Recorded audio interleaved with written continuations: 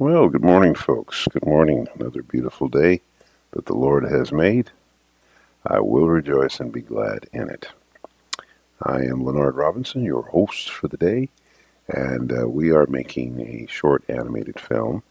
These videos are designed specifically for people who are making their own animation films, and I felt, as a teacher of animation, a retired animation director, that I would start to do videos that actually show me doing in real time something, whether it be drawing or animating or designing. And the purpose of that is that I believe that if you see someone doing something in real time, I think it can have a better effect as your retention of that information. So that's why I do these videos. Also to help you and to inspire you. Today, making your own animations is easier now to do. The software that's available makes it very easy and affordable. So I certainly recommend that if you're following me on these tutorials, you'll have to go back to the beginning of this. I've done quite a lot of these. I don't know exactly which number this is, but if you go onto my channel and go back and look, you'll see that there are quite a few of these. Most of these are run about 20 minutes each, and so I only cover what I can in that amount of time. I do them this way because I prefer to hear from you if you want to say something or ask something, but mainly so that you can see the process happening in real time. I mention as frequently as possible what I use to work in. I do the animation here that you see me doing. This setup is called Rough Animator, and it is a very inexpensive desktop software. You can purchase Rough Animator for $10, and it works on a Mac or a PC. And Rough Animator will allow you to do your animation, time it, shoot it, color it, and composite it. So it's a very good program. And I also edit my film together with other scenes. So as I finish scenes, I put them in a folder on my desktop. And then later I make a film by putting the scenes together in a movie editing software. I use a software called Movavi Video Editor, but there are many different softwares you can buy, and I did purchase that software as well. I recommend that you get software that is affordable. There is a lot of really good animation software, but a lot of it is extremely expensive. However, that doesn't mean that the software isn't good. In fact, it might be excellent, but it also, if for your learning, I think you need the availability of something that you can afford until you can get to a place where you can actually afford a much more expensive software. Tin Boom is probably the finest software that I've ever used. It's industry standard. And then there's also TV Paint, which I've actually not purchased, but it is also a very fine software, both of which are pretty expensive softwares. However, they deliver. So I would certainly endorse them and recommend them. If you can afford them, great. Toon Boom makes storyboard software and animation software. Sometimes they package it together. Harmony, which is one of their most famous softwares, I believe, packages all of their capabilities in one. So anyway, having said all of that, we'll move forward here. So right now we're in the process of paint and finish. So what I've done here is the top layer here, when I highlight this frame here, I have a layer that I'm putting color on top of a rough drawing. The rough drawing is now set at 29% opacity, and that's so that I can see, a slightly softer image that I can trace over. I have my brush set in a solid setting here, and I'm going to use a black line. I'll go to the previous frame to see what the colors are. And so here I'm just going to do the hair. You have the ability in Rough Animator to copy and paste. So I could technically copy and paste the entire color parts of the character, but I'm not going to do that because I think that it diminishes the quality of the color when I've done that. So I'm not going to do that. But you could do it. So technically, you don't have to. Something like, for instance, Nora's head is it doesn't change much as she moves backwards. However, I don't want to just copy the head um, because I don't want to lose. Um, I don't want to lose quality in the color because it'll copy it, but it'll also diminish the color a little bit. So now let's see the line here around the pacifier. I think this is the color for the line. Yeah, it is. Right.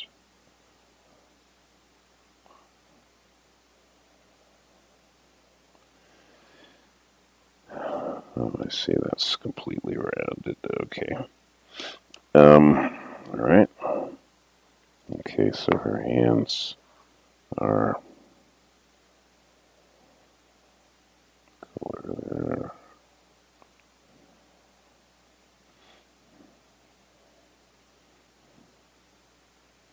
Okay. Okay, so that's a purple. I'm going to put this color. Well, I'll leave it behind for now because I'm going to come up to these lines here and I need to work behind them. Yeah, I think I'll just leave that behind. Oh yeah, she's got the cuff. Okay, that line comes up to here. I think that's all purple lines. Yeah, it is. Okay. So that's going to work here. So let's see. All right. See, here's an example of I should have drawn a strap in here for her pants, but I didn't do that.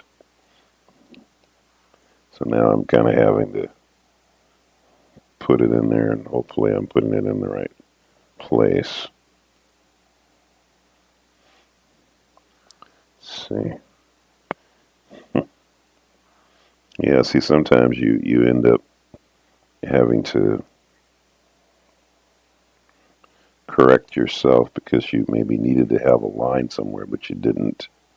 So but see, when you're doing your own film, um, there might be things that you have to correct on the spot. So you just go ahead and do it. Yeah, so just go ahead and do it. Now let's see the block. Oh, that's right. It's got the gray, dark gray. We got to put a line tool here with the line. We're still working underneath, I think, yeah. So I must say, the line tool is really helpful in this software because you do find yourself drawing things that require the line tool. So very, very helpful.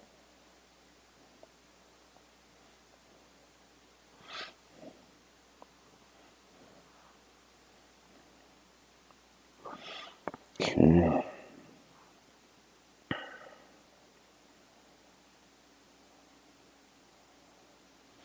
Also too, when you're doing your color and stuff like this, back to the brush. Um,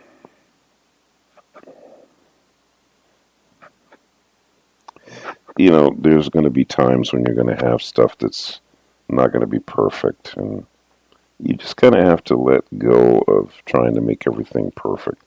I think what you want to do is you want to get it to a certain place where the quality is good enough, you know? Because you can kind of over correct on trying to get everything perfect. You know, it's just not to say you can't get things pretty perfect, but you know, you really do sometimes have to kind of wing it. You know, because you know sometimes things are just not perfect, quite perfect. So, and that's okay. Blue. So let's see. I think it's.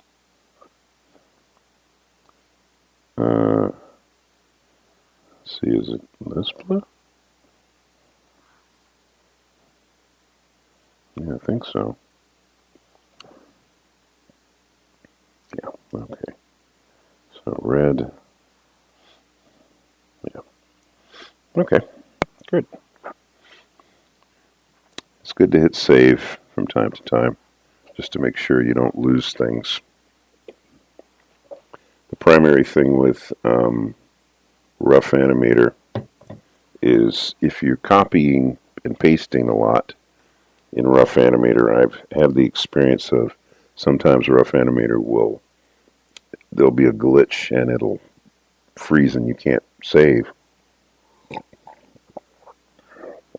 Or it might crash on you when you're doing a lot of copy pasting. So just be aware that that seems to be something that Rough Animator does. I don't quite know why. It might be a bug. Um, but they're pretty good about dealing with bugs in the software. Um, the guy who created Rough Animator is I believe an animator himself, and I think he's done a fine job with it. Um, I think it's an excellent software, which is why I use it. Online quality, you just want to practice. I say get yourself a blank sheet of paper and draw a lot of lines and circles and things on it. It's a really good way to kind of get yourself accustomed to drawing clean lines. What you want to do is when you make your lines, you want to make a continuous line without stopping.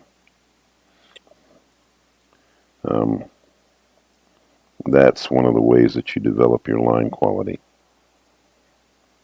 So, and if you make a mistake, of course, you just go back and fix it.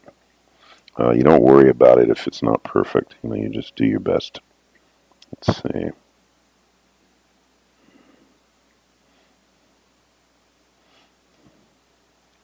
Let's see here.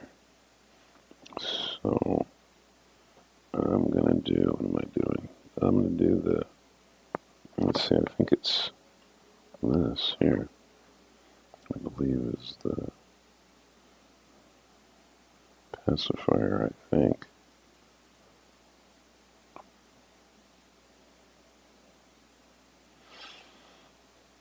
Yeah, that's right. And then the shirt.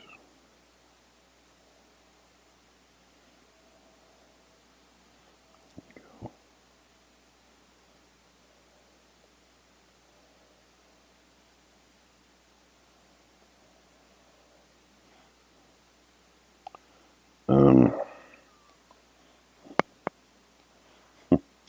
yeah, see, I have to be real careful about the pants.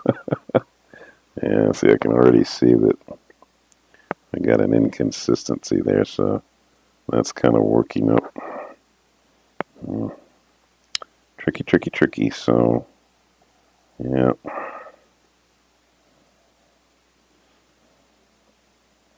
See, I'm sort of winging it a little bit here on the lines on the pants. There's certain lines I'm not following because I can already see that where the lines are and what's supposed to be there is not consistent with what the drawing is before. So I've got to kind of make an adjustment so that I'm matching what I got before. Because see, you can see like the lines on her pants in the rough drawing. See, I got a line down here, which I'm not drawing in.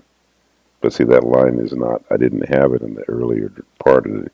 So you can see how you have to sometimes make an adjustment even as you're doing cleanup. So, yeah. And that's what I just did there. So, all right. Let's see. What else? Let me get the line tool. Okay.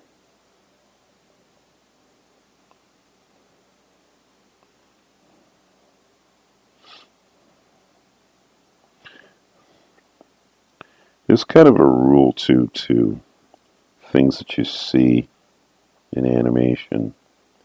There's sort of this, well, for lack of a better way to say it, rule of movement, I guess you could say. I don't know if we refer to it that way, but you can have a mistake that you just don't see, primarily because as you're moving through your animation, you're not going to notice it because the animation, the fact that it's moving, sort of hides the problems. You know, you don't see the problems or you don't see the little mistakes because it's going by in the animation so quickly. So in some ways, um, it's sort of a fail-safe, I guess you could say, um, because you don't see the mistake because it's you don't see the mistake because it's moving, you know. And while that's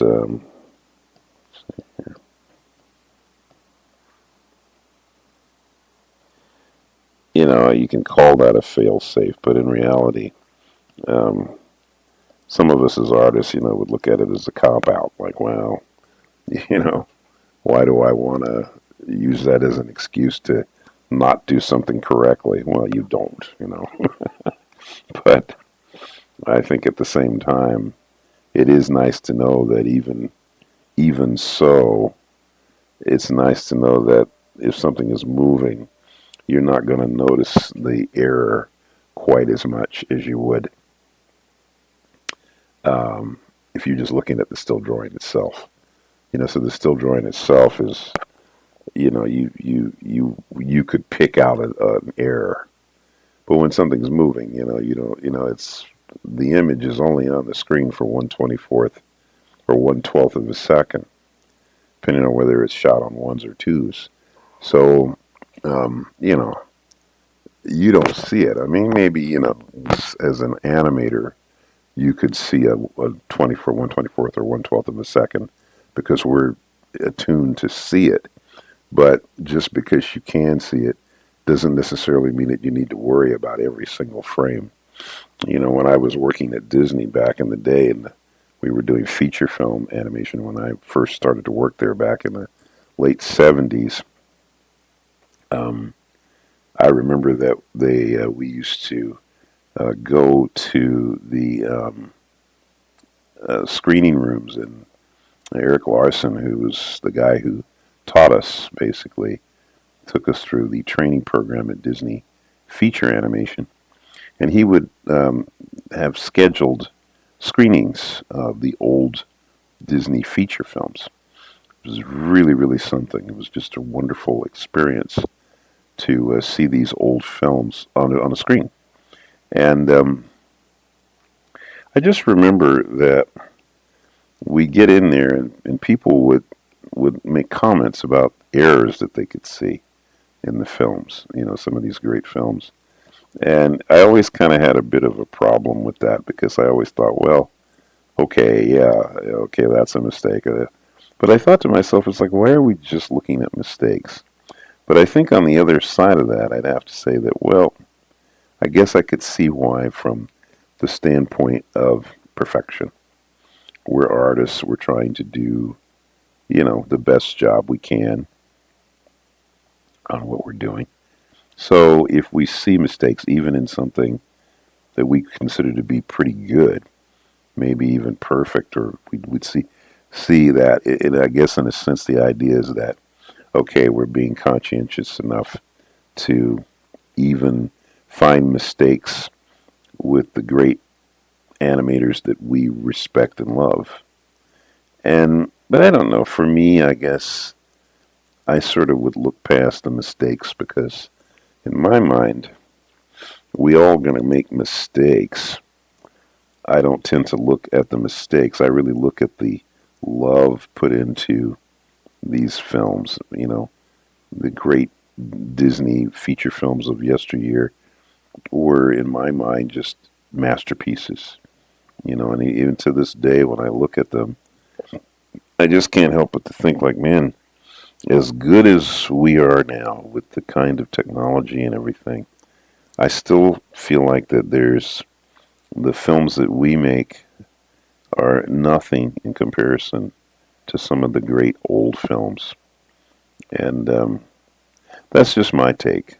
I certainly am not saying that the mistakes that were made in some of the old films shouldn't be noted, but I guess I am saying that I still respect and appreciate what those great animators of yesteryear did because I don't think I think it really isn't the craft if in fact we want to refer to animation as a craft, which some folks don't like to refer to it that way.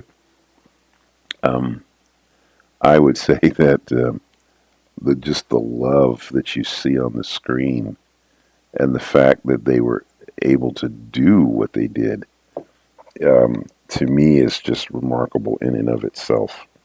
So, you know, I don't know. I still, to this day, I'm just amazed when I look at Bambi or Pinocchio or Snow White, any of the old Disney features.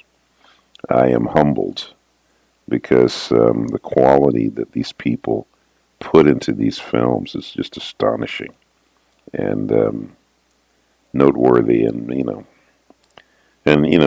We've all been positively affected, inspired. I guess, yeah, definitely inspired by these great projects.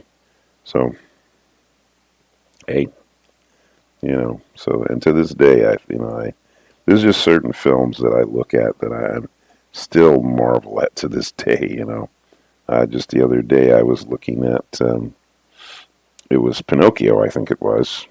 When I say the other day, that was a while ago actually, and I just remember thinking like, my goodness, Pinocchio was just some of the scenes in that film were just astonishing when I think about the work that I know it had to take to make those, to do the films with the quality that they did those with.